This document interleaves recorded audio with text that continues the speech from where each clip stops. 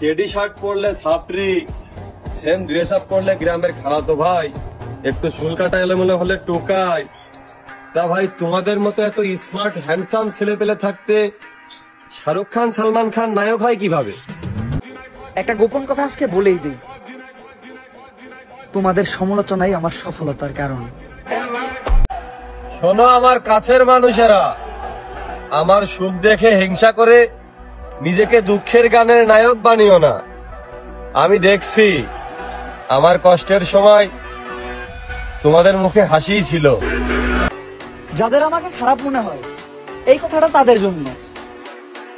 মেথরে কি করে বুঝবো আতরের গন্ধ?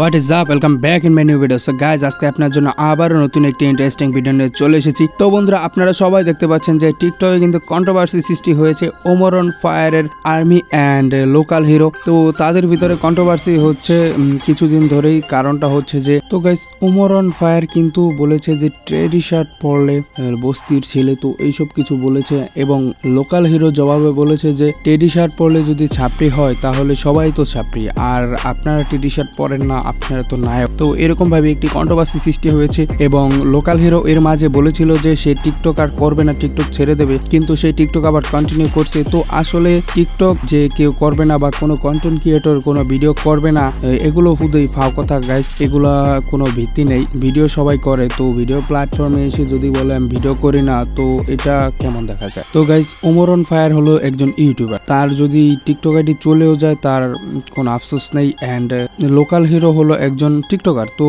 তাদের যদি আইডি চলে যায়, আরো 10টা টিকটকার বলে যে সাপোর্ট করুন, তো আর আইডি চলে গেছে সাপোর্ট করুন। কিন্তু ওমর অন ফায়ার কিন্তু এরকম না। ওমর অন ফায়ারের যদি টিকটক আইডি চলেও যায়, ওমর অন ফায়ারের কোনো আফসোস নেই। তো ওমর অন ফায়ার কিন্তু বড় একটি ইউটিউব চ্যানেলও ছেড়ে চলে এসেছিল, ব্যাড ব্রাদার্স। তো ব্যাড ব্রাদার্স ছেড়ে দিয়েছে, তারপর তার অনেক বড় একটা টিকটক আইডি ছিল ওমর অন ফায়ার, সেই টিকটক আইডিটাও ব্যান হয়ে গেছে। তো এখন Omar always fire. Omar on ফায়ারের ভিডিওগুলো আসলে সবার ভালো লাগে, লিগ্যাল কথা। অ্যান্ড লোকাল হিরো লিগ্যাল কথাই বলে। তো আমি আশা করি যে তাদের ভিতরে এই কন্ট্রোভার্সিটা শেষ হয়ে যাক, কারণ কন্ট্রোভার্সি করলে কখনো শান্তি হয় না।